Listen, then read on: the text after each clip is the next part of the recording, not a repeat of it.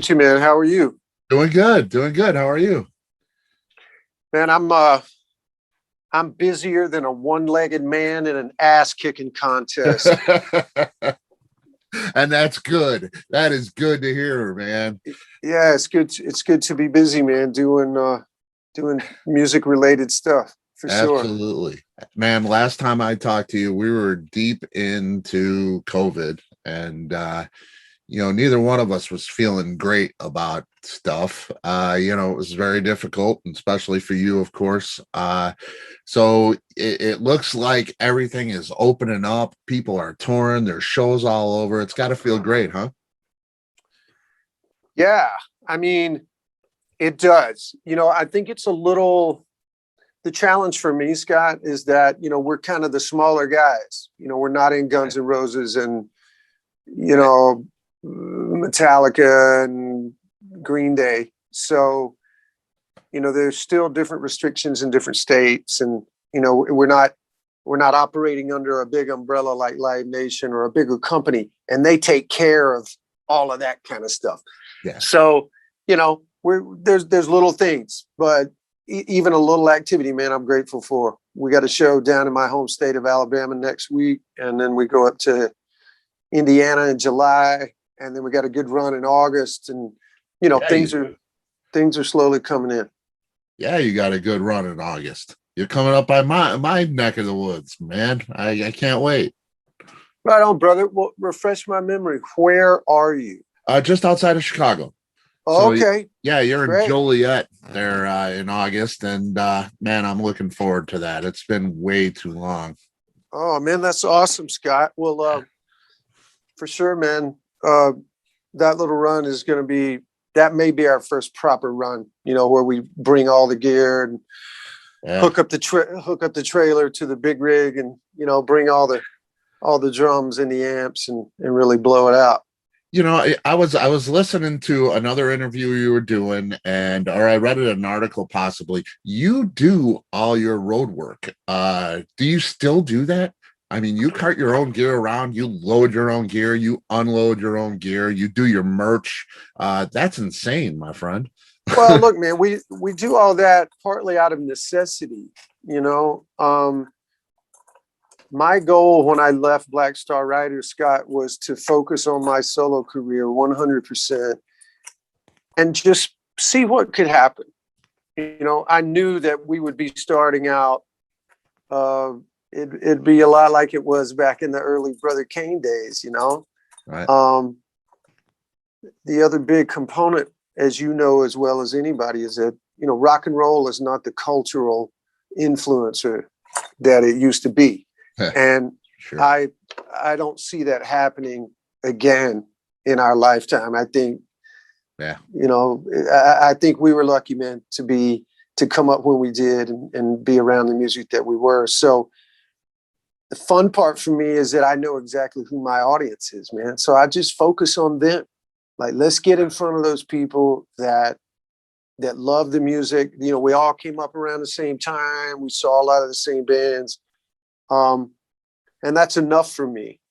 If it means I got to drive the truck, if it means I got to fold some shirts at the merch stand, man, I got no problem with that. I've been working hard my whole life, and I don't intend on stopping now. So it just makes it a lot more fun, to tell you the truth, man, to operate economically. Man, that was the tough thing about Black Star Riders. It's like, on paper, it's a big superstar band. Right. And it is, and it was. Mm-hmm. But that doesn't mean, just because it came out of Thin Lizzy, that doesn't mean that, promoters are paying the kind of money for Black Star Riders that they would Thin Lizzy. Right. But we still felt this, some of the people in our organization felt the need for us, well, we need to present like we're a big band. Mm-hmm. And I understand that up to a point, but also, man, you got to be realistic. Yeah. If we can't afford to bring 5 road crew guys, let's not bring them. No doubt. No doubt. That's money, Scott, that we can all split up and put in our backpacks and fly back home to the States with. Right. So again, dude, I got no problem unloading gear, and Yeah. it's just part of it, man. Part of the Yeah. experience. And I'll tell you, from standing here as a fan, there is nothing more admirable. I just, I've seen it before, not often, but I've seen it before. Bands are loading in, especially somebody like yourself. I mean, you've played with everybody. You've done huge audiences to small audiences. I mean, you've been in this game for a long time. To see you loading your own gear is so admirable. It really, really is, man. It's like this guy Well, does it because he loves it. That's what it's well, look, screaming. man. Look again. I mean, I'm not special. There's nothing special about that. I appreciate your sentiment and I appreciate what you're saying. But look, man, there's nothing special about what I do, other than the fact that I, been able to support myself playing my Les Paul my entire adult life.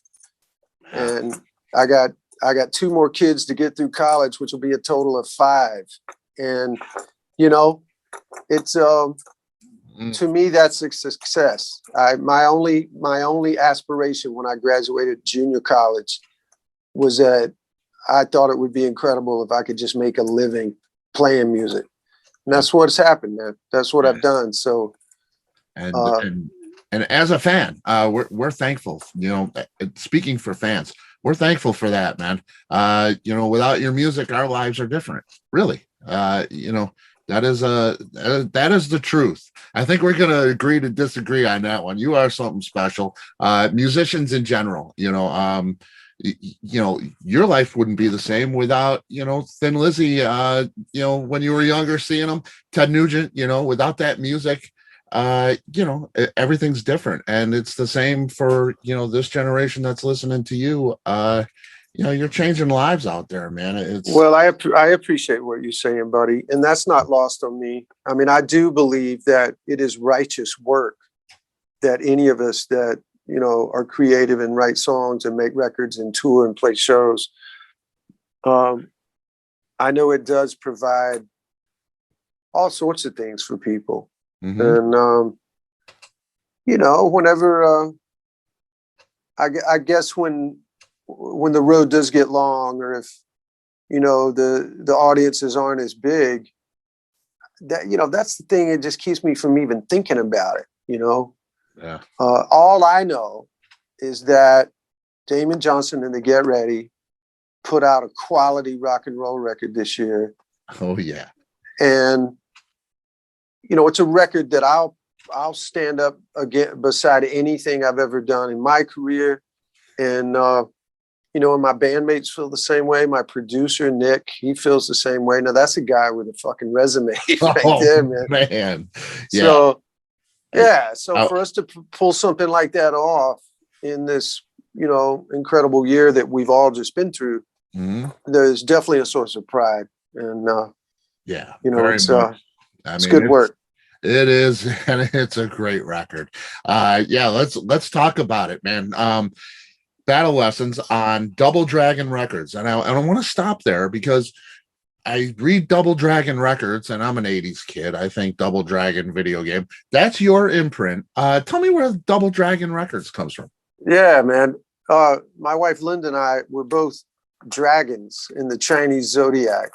We're 12 years apart, but we're both dragons. And back before I started working with Alice Cooper, all the way back in the early 2000s, I thought for a minute there after Brother Kane that what I wanted to do is just produce and, record other bands and write with other people for other people.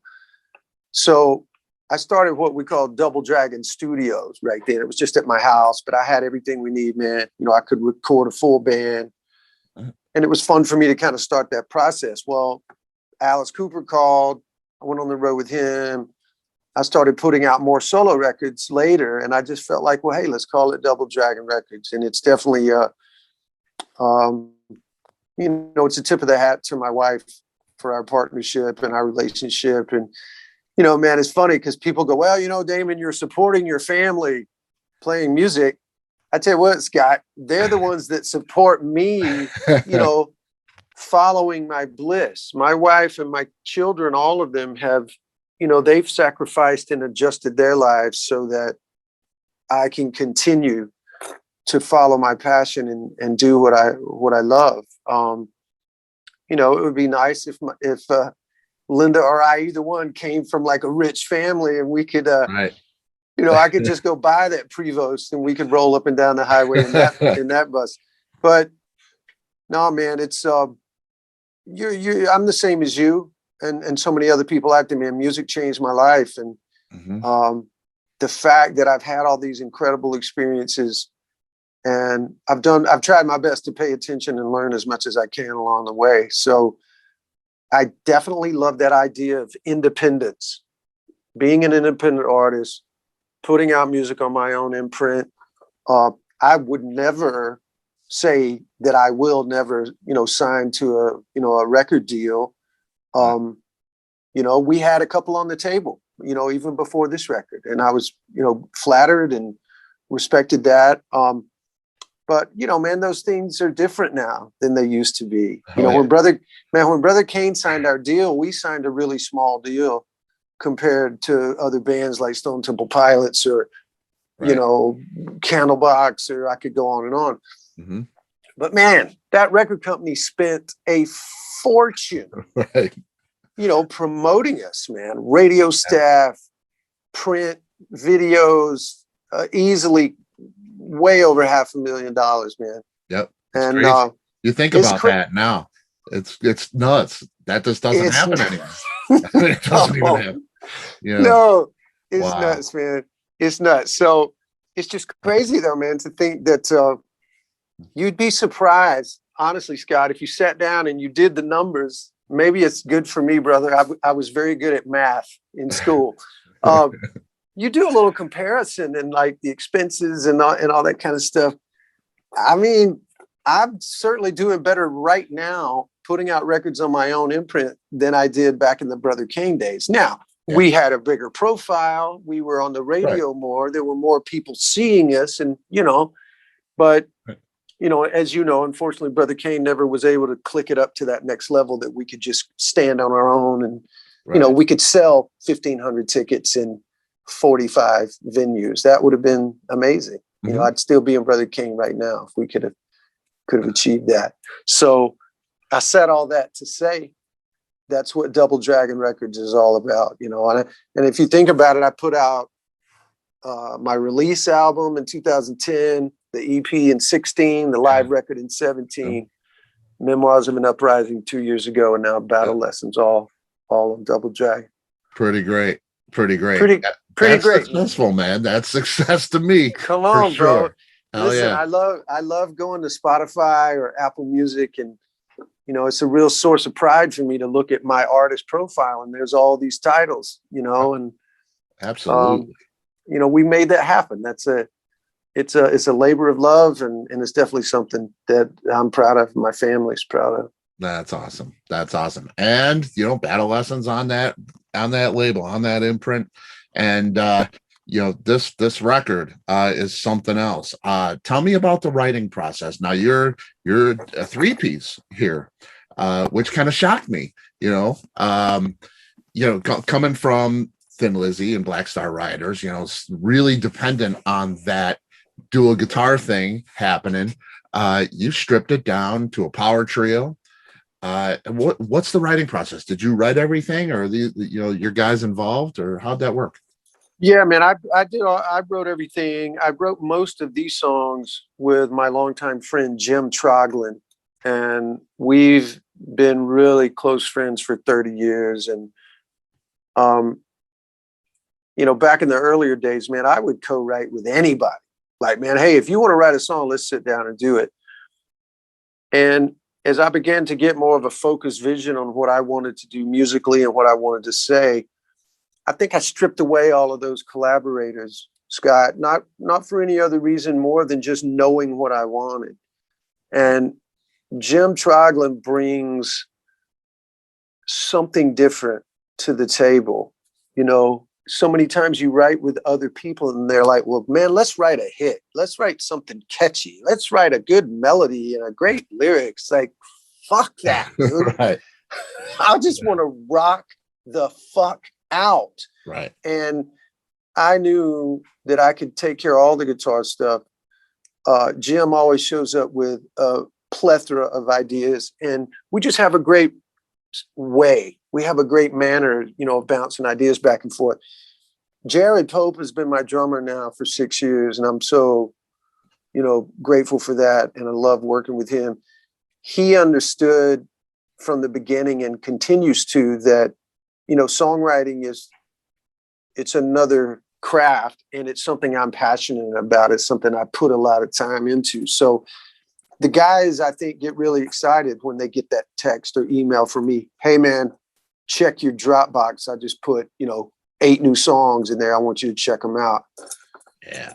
And then I'll make the demos myself at home, because I can make a little drum program and, kind of lay it out with the vision that I have for it. That's how I had to play the songs for Nick Raskulinecz, my producer. Yeah. So, it gave Nick and the band a chance to be like, okay, this is what Damon's got cooking.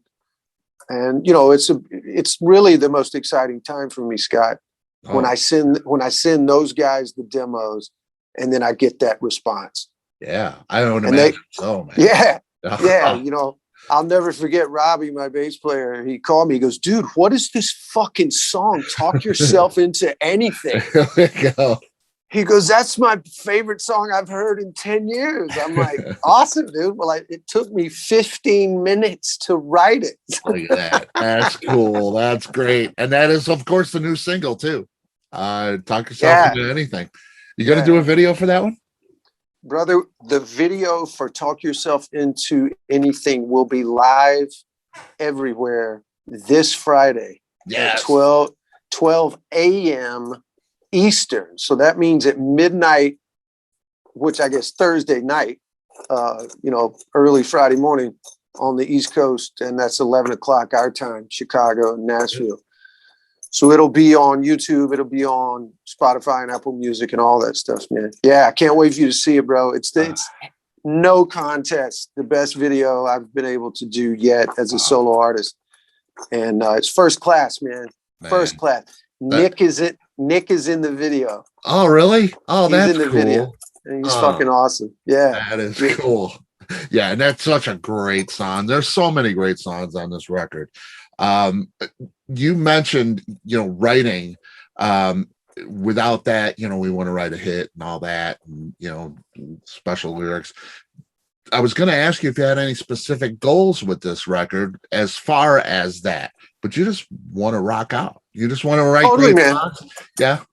What's really crazy, Scott, is that by simply saying I'd like to make a riff heavy, ballsy rock and roll record, by accident, I guess, I created these arrangements that kind of lent themselves to big hooky choruses and kind of anthemic things. Man, of all the reviews we've gotten off the record this year, I think the one I'm most proudest of was from Classic Rock Magazine in the UK. This guy said, this Damon Johnson dude is swinging for the fences with this new record, with these hooks and these, big choruses. And I didn't set out to do that. It just sort of happened that way. Yeah. So I think that speaks to, if I will just continue to make my main goal to be to have a great time, to enjoy the process, get excited about the material. I mean, man, I could sit in this room right here and write you 20 songs this week. Doesn't mean that they're going to be good. And it doesn't mean I'm going to like right. All 9 Battle Lessons tracks. I love them. I'm not tired of them yet. The record, I've been sitting on this record now for well over a year. Yeah. I'm not tired of them. It's, I think it's going to be hard work, buddy, to top this one. I'm not going to lie. It's going to be tough. It happens organically for you. And I think that's what makes it really special is, it's almost effortless, it seems. It said it, making that the goal to have a great time. It did make it kind of effortlessly. I was certainly putting in the time. I was treating it like okay, man, I'm going to punch the clock today. I'm not leaving this room until I come up with a couple of new ideas. And, you know, you have to be focused and you have to put in the time, but I enjoy that now. I really enjoy putting in that time. Yeah, that's just awesome, and it shows for sure. What might we hear on this one that we didn't hear on Memoirs of an Uprising, of course, from 2019? You know, knowing that you're writing for a trio, does that change things? You know, how is your approach? You know, how is that solo record different than this? I appreciate that question. I don't really, I can't think of any sort of difference. You know, I always want to make any song the best that it can possibly be. I know that it was similar to the way I would write with Ricky Warwick and Black Star Writers.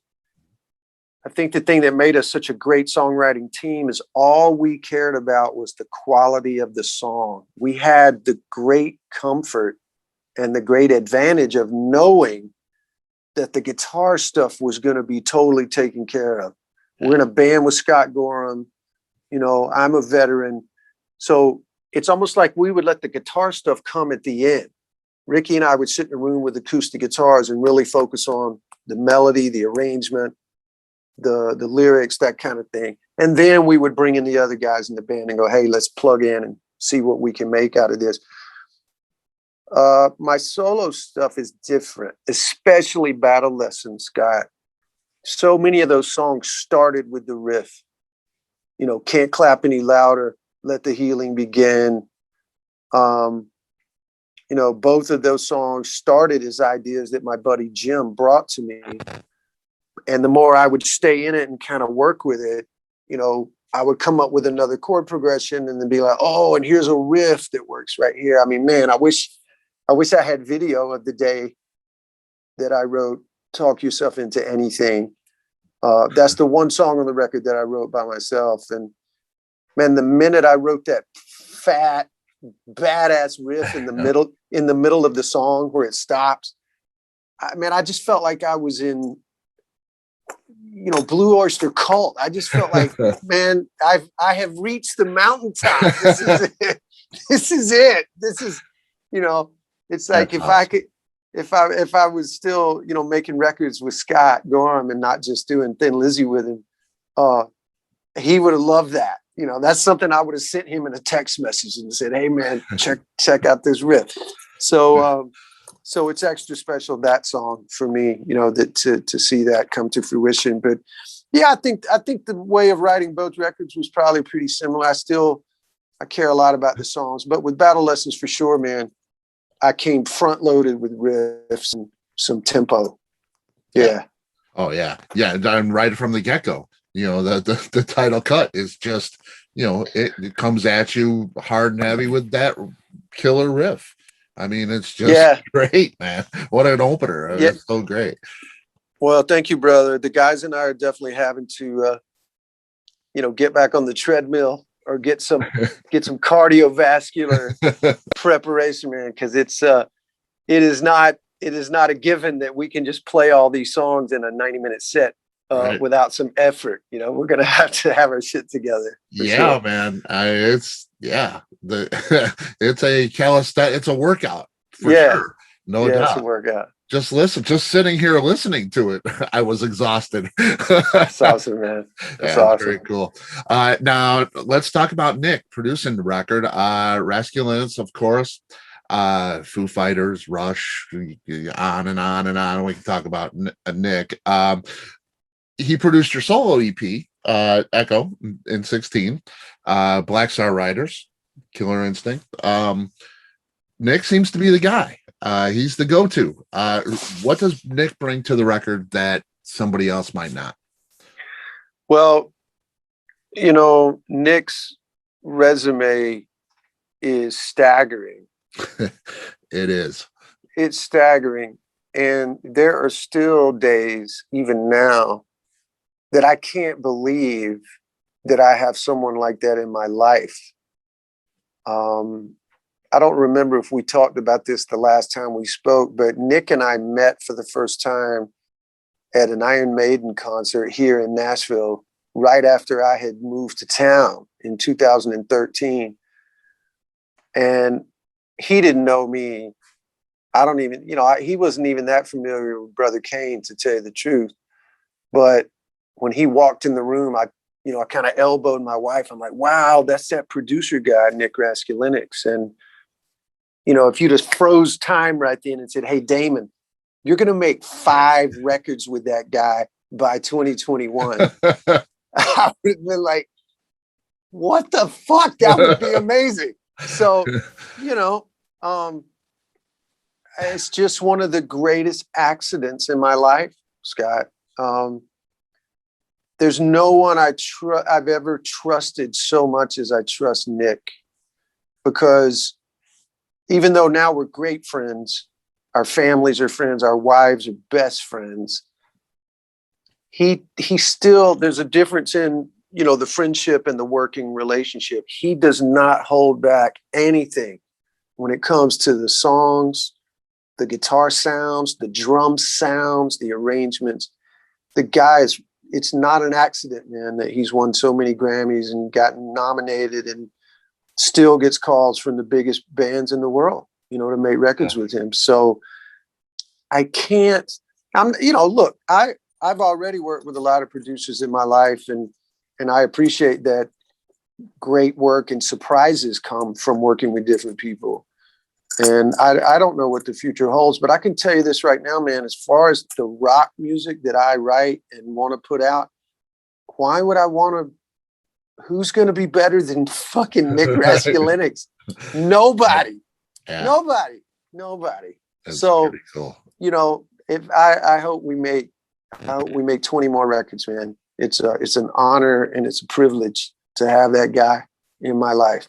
Yeah, that's great, man. And I hope you make 20 more too, for sure. Anything left over from this record? You got 9 tracks on here. Is there anything that didn't make the record, or, anything you're preparing for another record? Yeah, man, there were a couple. There were 2 or 3 songs. There was a really quirky, unique kind of acoustic song, but it wasn't a ballad.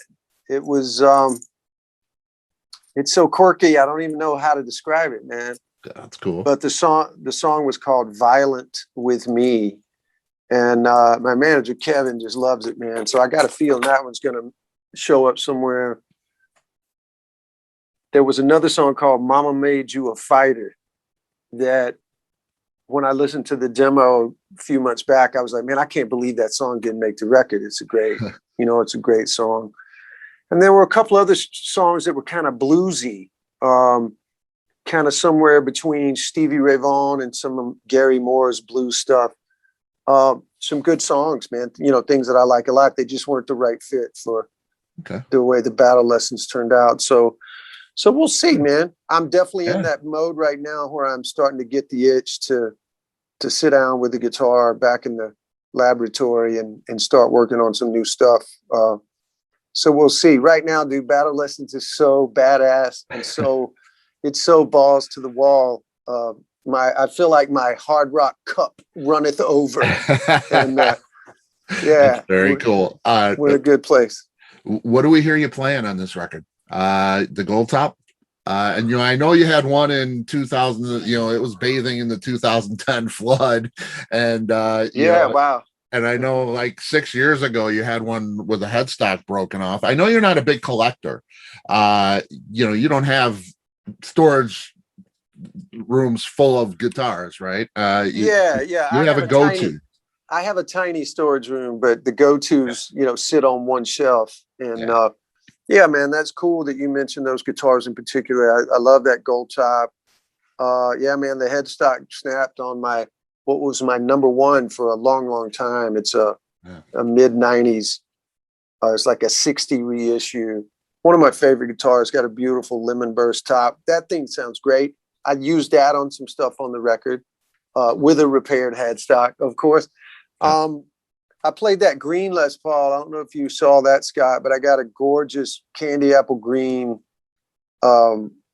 57 reissue that I ordered from scratch from the custom shop in Nashville. Nice. I got the I got the permission from the wife to order that about 6 years ago, which was definitely a lapse in reason on her part. I'm like, wow. Why would anybody do that? Yeah, she's never said this before. She'll never say it again. So damn it, I'm getting it. I'm doing it right now. But man, that guitar has some really unique mojo on it. I don't really understand totally why, but it's a very light body. The whole guitar only weighs like 7 pounds, 13 ounces. It's under 8 pounds. It's and it's a Les Paul. Yeah, it's a Les Paul. They're known for being pretty heavy. Yeah, I've got that over at the other studio right now. But that's a special guitar. I play my Explorer. You're going to see that Carina Explorer in this new video, by the way. That's on the record. And man, I can't discount Nick's guitars, man. He's got an arsenal of just special guitars, not necessarily expensive, but sometimes, man, you'll find a jewel. He's got this white, I don't know, just like a random 80s white Gibson Flying V. Sounds like nothing else. He's got one of those Trini Lopez semi-hollow bodies like Dave Grohl plays. That's a great recording guitar. We use that on some stuff. So it's a few different guitars. Yeah, for sure, man. And that's the other thing that I love about working with Nick is the guitar. The guitar experience is always fun. We never say, there's no set plan like, all right, we're going to use this on this and that on that. Right. Whatever song we're working on, he'll say, what do you think? And I go, well, fuck, let's play that orange head through that Bogner cabinet and let's turn on all of these pedals and see what it sounds like. Right. That's cool. Does it sound better with the repaired headstock? I hear that, when they repair them, they sound better. I don't know. You don't dislike it though. I don't dislike it. I definitely keep playing it. It's interesting though, man, that I do look at a guitar that's been through some abuse like that. It's never really totally the same. It's funny, man. That headstock got broken as the guitar was in transit from the US over to London. We were going to shoot a video with Black Star Riders for The Killer Instinct, the song, the title track. Right. If you look close enough in that video, the headstock is broken. And, like the Les Paul, there's that angle, the strings come over the nut and then it kicks back. If you look at my guitar, man, it looks like this. It's flat. Really? Wow. Yeah. And there's some places where I'm pantomiming the guitar solo. Scott, the strings are like flapping, like noodles, man. And for a minute there, I'll never forget our tour manager was like, "Oh no, man, this is the only guitar you brought, and we'll borrow one from this video director." And I'm like, "Fuck no, dude! I'm gonna be pantomiming anyway. Let me play my guitar." So it's kind of fun. If you have a chance to watch that video, look close, man. You'll see the strings are super, super loose. Yeah, that's cool. That is cool. Hey, I picked up the Slave to the System album. This one here. Oh, right on, man. I don't know if you can see that. Yeah. And I'm listening. I came up with you and Brother Kane. And Full Shine On is probably the first time I heard your voice. And I thought, wow, this is just so rich. And, it reminded me of like a Paul Rogers bluesy thing. Just, oh, wow, just really rich. It's a huge compliment. And when I listened to the Slave to the System album, your vocal delivery is a whole other animal. It's, another dimension of your voice. Do you have vocal training? Do you think of yourself as a guitar singer or a guitar player that sings, or a singer that plays guitar? Your voice is tremendous. I think people overlook that because we were playing. Scott, thank you so much, man. Well, listen, I almost want to believe maybe you've heard me say this before in another interview, or maybe even the last time we talked. but I look at myself absolutely as a guitar player who sings. Okay. I am a fan of so many authentic singers. I have friends, other artists that are authentic singers. They have something else in their delivery, in their tone, in their ability to control their pitch. I was born with a pretty good voice. I don't have those extra levels of skills, you know. Thank goodness when I was young, the guitar came really easily to me. Maybe it was because my dad played a little, my uncle played a lot. I had a couple neighborhood friends that had older brothers that, showed me a few things. So the guitar came really easy for me, and I'm so grateful for that.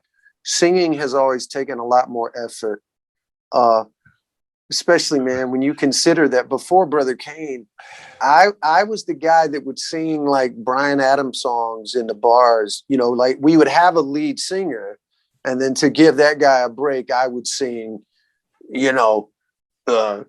It's Only Love, or Summer of '69. And Right. a little bit later, man, I got into trying like singing a Black Crowes song, or I love to sing Greg Allman stuff, even though I can't do it any justice. But, in that kind of style, man, that was a definite influence. But, man, anytime someone says, complimentary things about my voice, I really appreciate it, because it's hard work for me, man. It definitely is. Man, and that it just doesn't say it seems effortless. It really does. Especially that Brother Kane kind of vibe. Now the Slave the System thing. When you look back at that, how do you feel about that? Like compared to what you're doing now with Battle Lessons and stuff like that, it's a different animal. Yeah, Slave.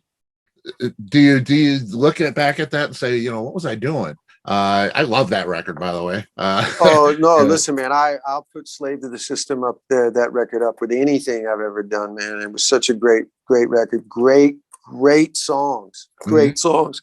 It was a bonus that, again, it was a bit like the Black Star Riders. It was an all-star band, because you had Roman Glick on the bass, Kelly Gray, Scott Rockenfield.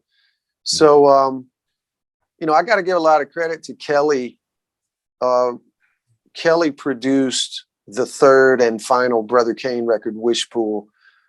And if you listen to the way my voice was recorded and the vocal performances that he got out of me, man, it was some next level shit. It was, Full Shine On was great. Got No Shame. All those early songs off the first two records. There's quality stuff there, man. Mm-hmm. But Kelly treated producing the vocal in a way that I'd never experienced. And it's almost artistic in its own approach. He wouldn't just say, okay, man, let's sing 6 or 7 takes and, try to sing on pitch and have a great time. He would play me a piece of music. He would even show me a piece of art, a painting. And he would connect that with the lyric that I was about to go sing. He would say, look, man, we're trying to get this story across of these two people, and they're in this predicament. I want you to try to express that almost more like an actor. Yeah. Like an actor, like, hey, man, I have to believe every word you're saying. And more importantly, I want you to believe it. No one had ever said that to me. So Wishpool was a next level, all over. The production, the sound, the way the band played together, most of all my voice and the way my voice sounded. So, man, we slid right from that straight into Slave to the System. Yeah. So I was coming off of this very amazing experience with Wishpool, but then Slave to the System, those songs were heavier. Mm-hmm. They were a bit like Battle Lessons in that respect. A lot of riffs, a lot of tempo, a lot of big guitar stuff. So I took those Kelly applied those same things because he produced that record as well. So what a great experience for me, man, to make those 2 records with, one of my favorite people in the world, Kelly Gray. That's cool. That's cool. Do you when you were making Battle Lessons, Uh, did you think about getting in that, what I want to say with the voice and, almost, looking at a painting or, like you were saying, he did for you. Does that carry through with you now? Do you carry that with you? That's a great question, Scott. And I've never thought about it until right now, but I can think of specific examples. The last track is a song called Casual Beast, and that lyric is like a Quentin Tarantino movie script, Las Vegas and guns and theft and fear and anxiety. And I definitely was able to kind of slip into a character, Shadow Country, which is a real standout album track, man. Yeah. One of the most unique songs I've ever been a part of writing or recording. Character in that too, man. Kind of like, I don't know, sort of like a Wild West outlaw against the world, and just, he's got a lot of aspirations, but he's always got the hellhound on his trail, to quote Robert Johnson, that kind of thing. So, yeah, I wouldn't have been capable of writing or singing songs like that, back in the early 90s. It just wasn't in my palette at that point. So, definitely some progression. Yeah, I'd say, would you say Kelly is a big part of that progression in your voice? Yeah. Totally, man. And listen, it's worth noting that there is a song on Battle Lessons that Kelly and I wrote together. Nice. The acoustic song, "Love Is All You Left Behind." That started as a carryover from the Slave to the System sophomore record that we never got a chance to finish and put out. Right. I always held a special place, kind of in my mental Rolodex of that song. It needed to be finished, and I wasn't sure what it needed, but we were making Battle Lessons, and Nick said, "Hey man, we need another song that's like a totally different thing." Like, I remember he said "Blindsided," which is one of my favorite Black Star Riders songs, which is real heavy, but, slow, like a Nothing Else Matters, Metallica kind of thing. Right. So I brought in my demo for "Love Is All You Left Behind," which I had worked on recently. And Nick kind of gave me shit about the drums. He's like, "It's too slow and it's too long." He goes, "Fuck that. Let's just record it with," he goes, "I love the lyric and the story." So yeah, man. Yeah. So that's an example of him, bringing his expertise to the table. So I was really happy to release that song kind of to the ethos and get it out there, because it's very special. The lyric is very special. That's great to know too, because I listened to that Slave to the System record, and I want to hear that sophomore record, and Damn Yankees. That was another thing that you supposedly were involved with, that Bravo record, but we never got to hear it. That's a whole different thing for you, right? Yeah, man. I've talked about it many times. That was a really amazing experience for me. And, ultimately the Damn Yankees, it's not my band. That belongs to Ted and Jack and to Tommy and Michael. I think if any of us could have done anything differently, I think we would have spent a little more time writing some more songs. I don't know, man, if it wouldn't have been in their best interest to just wait until Tommy could have a hole in his calendar and commit full time to it. Because Tommy Shaw is an extraordinary talent, man. It was just a different sounding record that we made, with my involvement. Definitely some great songs.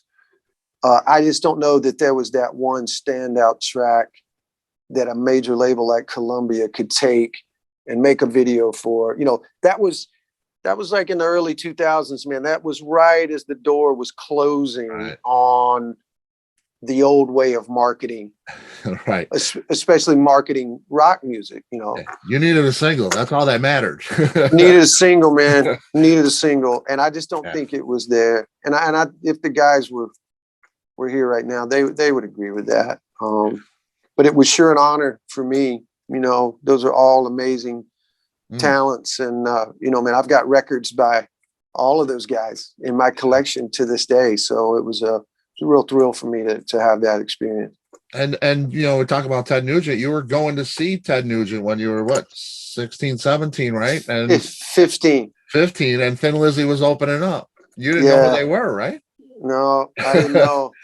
And I had heard the Boys Are Back in Town. I knew that was the name of the band that sang that song, but I didn't know about Emerald and Black Rose and Waiting for an Alibi and Dancing in the Moonlight and Bad Reputation. And I didn't know about any of that. So you did soon after the show, though.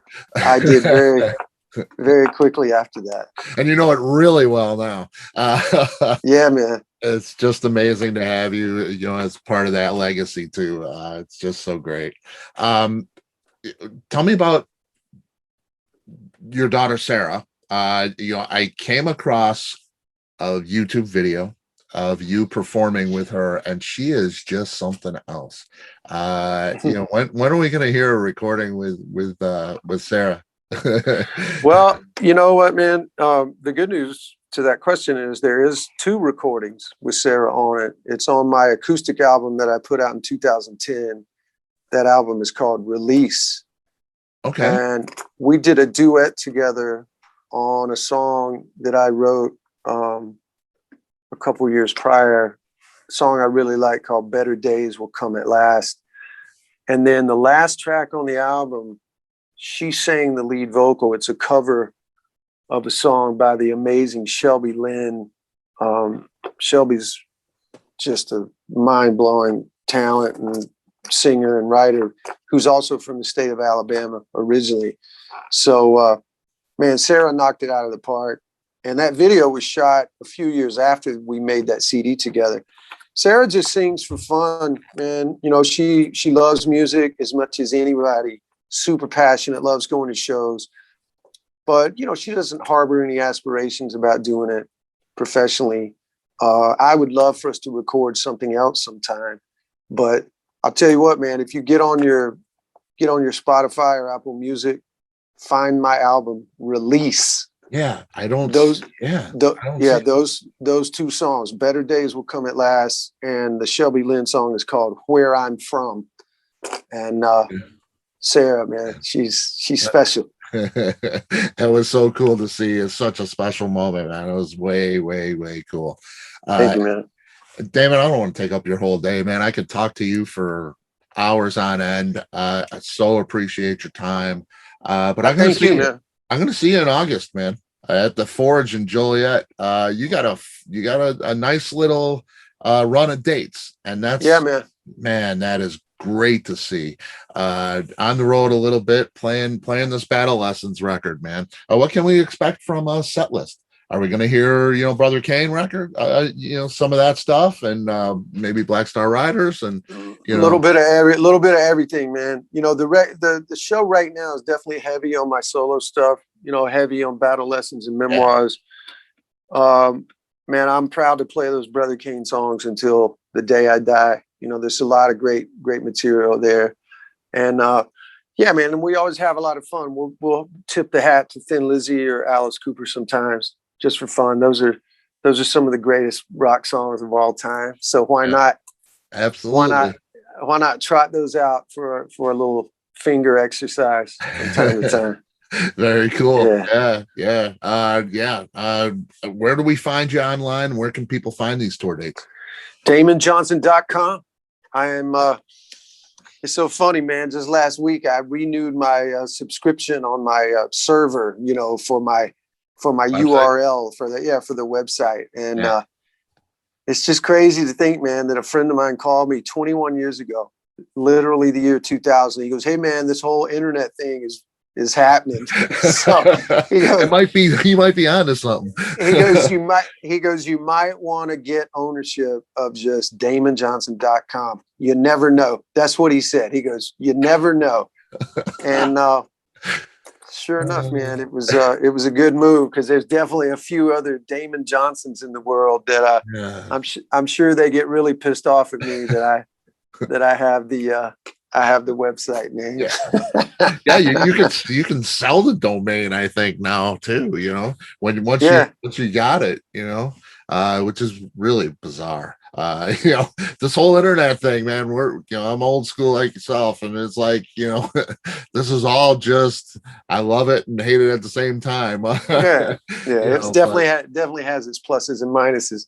yes. Scott, it's good to talk to you, buddy. I'll be looking for you in Joliet. And man, thank you for spreading the word about my music. And I appreciate all the great questions. Man, and I appreciate your time. Thank you so much. And I'll see you in August, my friend. All right, brother. Have All a right. great rest of your week, and I'll see you soon. You too, man. Take care, bud. Okay, man. See you. Bye.